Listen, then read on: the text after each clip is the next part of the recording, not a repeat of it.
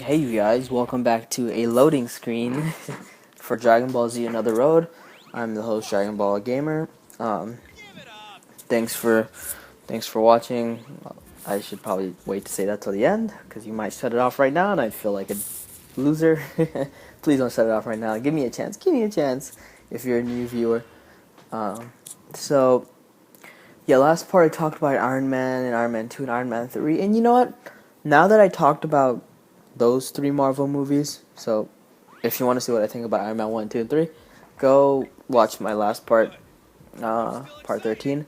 For this one, I guess I'll start by talking about what I think of Thor, Captain America, and yeah, and Hulk. Hulk. That's important. So, I'll be very quick because I'm getting kind of sick of talking about the Marvel movies. I mean, no, I'm not gonna try to defend that statement. Captain America, I'm actually a big fan of. I'm a big fan of Iron Man. Of Iron Man. Captain America. I would give Captain America an 8 out of 10. I know people don't like it, but the music in Captain America is actually really well done by Alan Silvestri, who later did the Avengers score, which I actually felt was disappointing, but that's so. So yeah, Captain America, man. I mean, I thought Chris Evans, who I was doubtful if he could pull it off, because he played Human Torch, and Human Torch is nothing like Captain America. I thought he did a fantastic job. Yeah, believable. I love the bully messages and trusting your heart to be a hero and whatnot, and Haley Atwell as Peggy Carter. I mean, I love the actors. I love the montages. I love the action was pretty well done. So overall, there's the complaints I do have for that film. Hugo Weaving too was awesome as Red Skull. The complaints I do have for that film is the direction is very uninspired. It's just very bland. And the director, he doesn't really seem to care either. If you've seen him in interviews, he's just like, I made this, got a paycheck. So sadly, it was very uninspired. But overall, so the direction was one of the problems. I felt what else did I think of the movie? It did get kind of boring at times, just boring. So that's why I give it an 8, because these are pretty big problems. But I give it the benefit of the doubt. The ending of the movie is fantastic. The romance is probably the best romance out of all the Marvel films, and I gotta give it credit for that, because that is hard to do, and they pulled it off in Captain America. So now Thor is 6.5 out of 10. Actually, no, I'm gonna be nice with Thor. 7 out of 10. 7 out of 10 for Thor. Thor, I liked, actually, and a lot of people hate the non-Iron Man movies. Well, they hated Iron Man 2 as well, but I meant they hated the non-first Iron Man movies. And, I don't know why. I feel like Iron Man 2 is well deserving of any hate. Hulk, kinda. But Thor and Cap, they're okay movies. So Thor is 7 out of 10 for me. Chris Hemsworth as Thor, fantastic. I even like Natalie Portman. I pretty much liked all the actors. Tom Hiddleston, brilliant. But the plot... The plot's the major issue of Thor. The plot, the romance, horrible. The romance in Thor, like I said, the romance in Cap was so good. The romance in Thor is horrible. I'm sorry, it's so badly done. The plot's very uninspired. It's a very simple message. Where the film's going from the very start. The direction it's gonna go. Plus of the film. Probably why I give it 5 points more. I mean, not more. Probably a big reason for why I'm giving it a high score. 7 out of 10 is pretty high. Is Anthony Hopkins as Odin, who just brilliantly pulls it off. I mean, would you ever doubt Anthony Hopkins? He plays off Odin, Thor's father, wonderfully. So, kudos. But like I said, the plot's bad. The villain's really good too. I gotta give it to he's probably the best villain out of any Marvel movie, and that's why they probably put him in Avengers.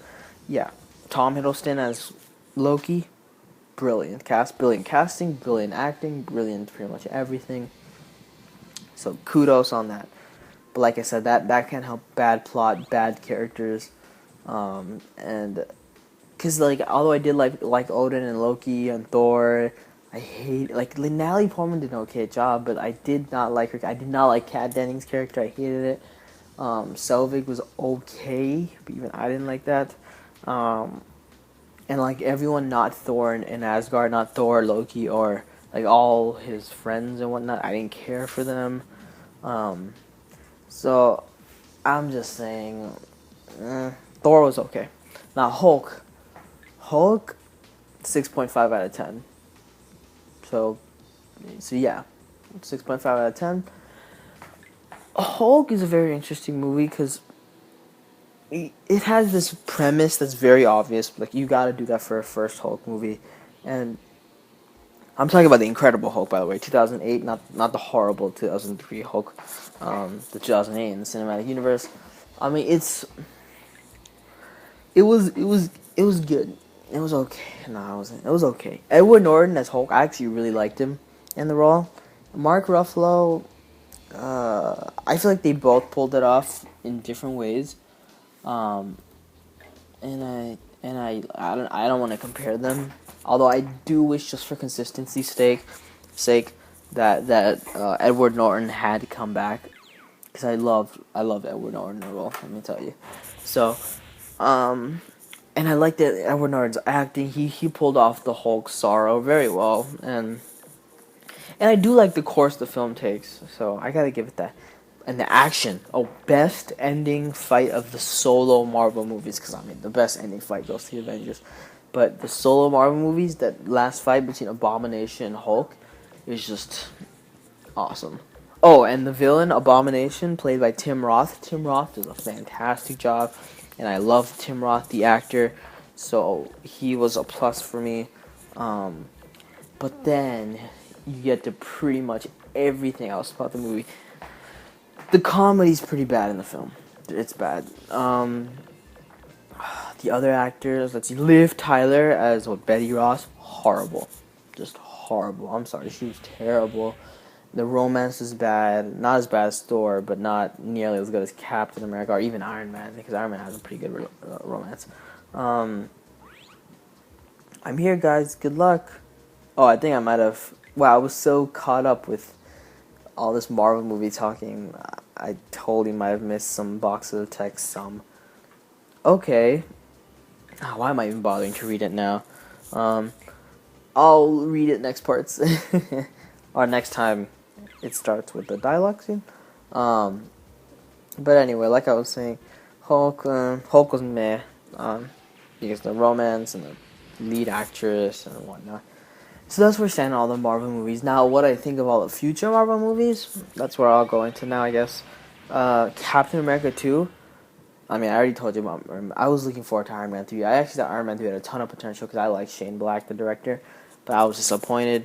So now I have less of an outlook on the other Marvel movies. So I'm going to start with Captain America 2, which I hope to God is great. But all signs point to no, which is sad. Because the directors of Iron Man 2 are TV show comedy directors. Directors of shows like Community and Arrested Development, which I love. I love those shows.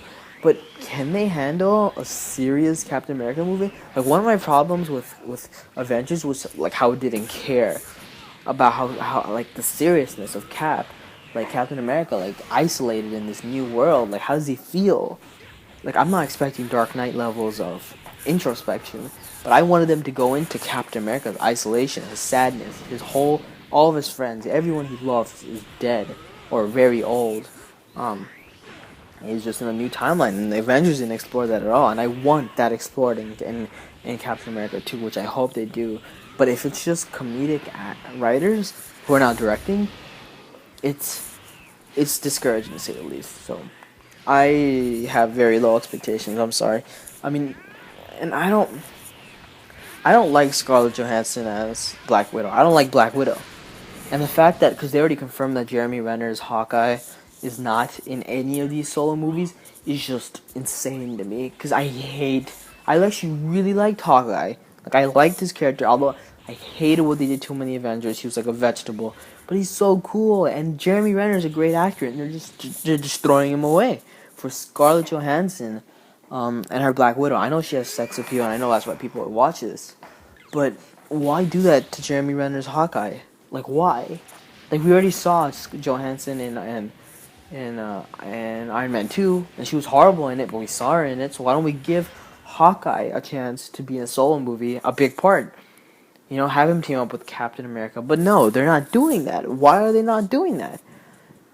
So like I said, Captain America 2, low expectations. Thor 2, I love Game of Thrones, and another thing, a TV director, but for this one it makes sense because Game of Thrones is a very movie-like TV show.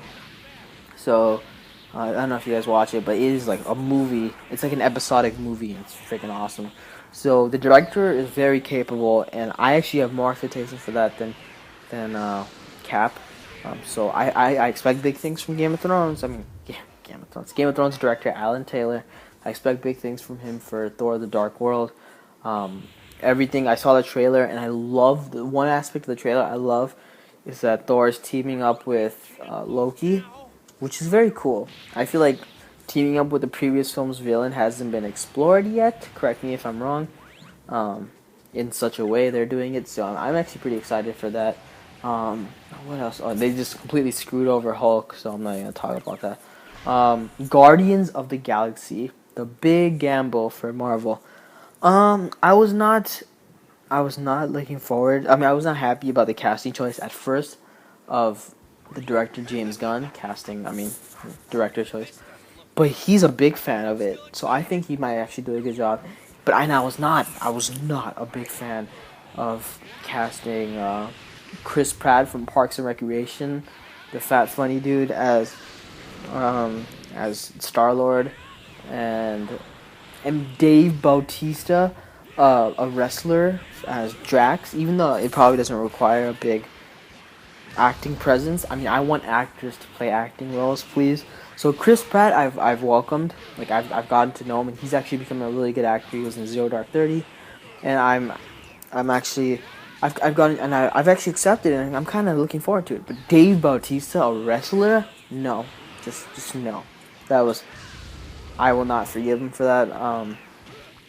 And then I think it has Zoe Saldana from Avatar as Gamora. She's a great actress, but that's kind of uninspired. But overall, it looks like it could be a great, very original film. But Marvel needs to give it the chance to be original and break out of the mold. So that's what's coming up in Phase 2 of the Marvel Universe, leading up to Avengers 2. Maybe I'll talk about like Ant-Man and other films in the next part because it's nearing the end. Okay, so as always, thanks for watching, you guys.